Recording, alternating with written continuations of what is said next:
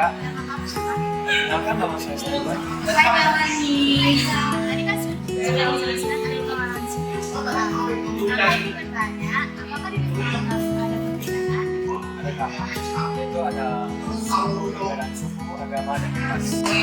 Ya pastinya ada dong ya, baik di lingkungan sekolah maupun di lingkungan sekitar rumah juga ada perbedaan sih.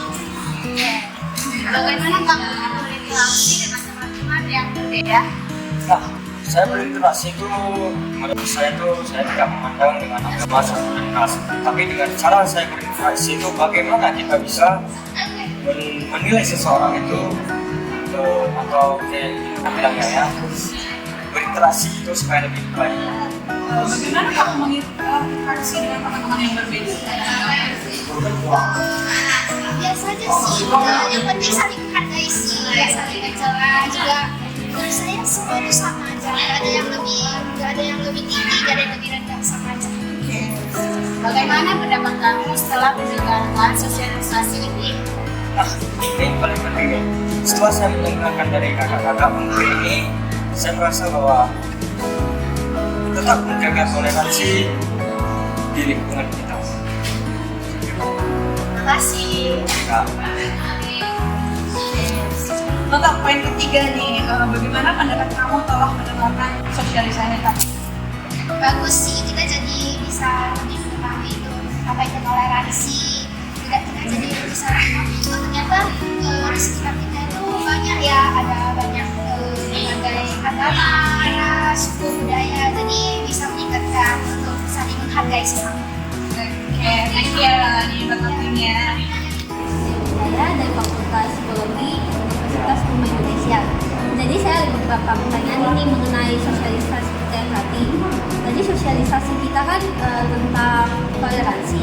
Jadi bagaimana pendapat mengenai toleransi di Indonesia? Baik, terima kasih sebelumnya perkenalkan saya adalah pimpinan dari Yayasan Mekanabur Center dan beberapa yayasan. Jadi menurut saya toleransi di Indonesia ini cukup beragam. Jadi sudah cukup bagus. Kalau dulunya mungkin agak tentang pungli dan agak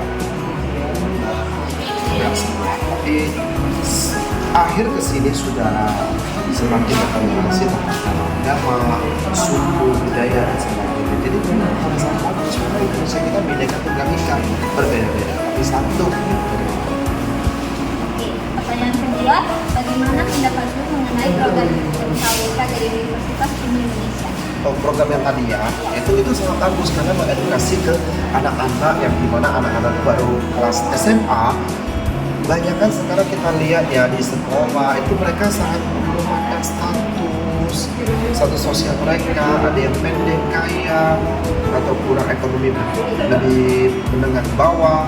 Nah, jadi kalau disosialisasikan supaya kita tetap menghormati mereka, itu akan membawa modal yang bagus bagi kelak di masa depan mereka, karena nanti mereka setelah tamat dari sekolah menengah atas akan lanjut ke kuliah, itu bukan hanya satu suku bertemu tapi berbagai suku etnis yang seperti yang kita rasakan saat ini semuanya. Untuk pertanyaan selanjutnya, apakah ada yang perlu ditambahkan di program ini?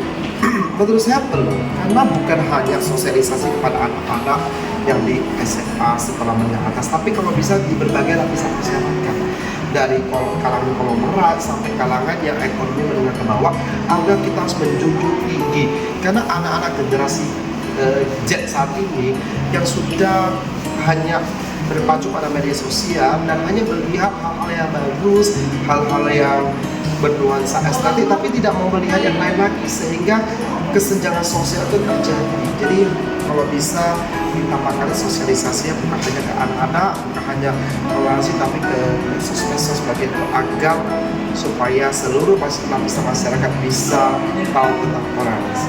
Oke, terima kasih atas sudah menjawab pertanyaan. Terima kasih Amanda.